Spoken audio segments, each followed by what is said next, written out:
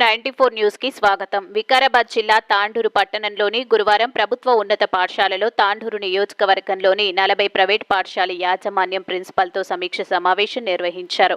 ఈ మేరకు తాండూరు మండలం విద్యాధికారి మాట్లాడుతూ 2025-26 విద్యా సంవత్సరానికి సంబంధించి ప్రైవేట్ స్కూల్లో అడ్మిషన్ ఫీజు పేరుతో అధిక ఫీజులు వసూలు చేస్తున్నట్లు తాండూరు నియోజకవర్గం స్థాయి విద్యార్థి సంఘాల నాయకులు మరియు ప్రజా సంఘాల నాయకులు వివిధ ప్రైవేట్ పాఠశాలలపై అధిక ఫీజులు వసూలు చేస్తున్నట్లు ఫిర్యాదులు పేర్కొన్నారు.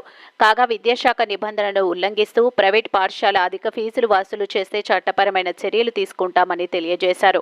ప్రైవేట్ స్కూల్ ప్రాంగణంలో ఎలాంటి పాఠ్య పుస్తకాలను, నోట్బుక్స్ అమ్మినట్లయితే కఠిన చర్యలు తీసుకుంటామని తెలియజేశారు. ప్రైవేట్ స్కూల్ నిర్వహణలో భాగంగా కేవలం tuition fees, admission fees, NEET, IIT లాంటి శిక్షణ తరగతులు బోధిస్తామని, అధిక ఫీజులు వసూలు చేస్తే సంబంధిత స్కూల్ అనుమతులను రద్దు చేస్తామని పేర్కొన్నారు.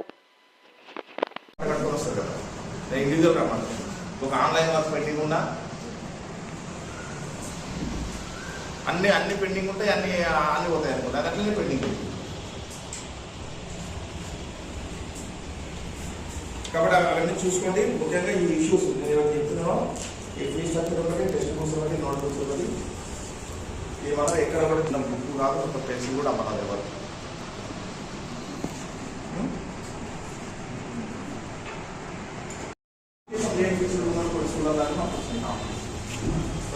అట్లా ఉంటే నేను ఏదో వాళ్ళ పిల్లలు సాయం చేసి నా స్కూల్ కూడా ఎంకరేజ్ చేసాను.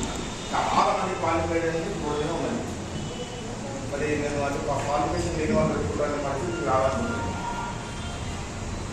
లేదని నేను అనుకుంటున్నాను. అక్కడ ఉంటే దయచేసి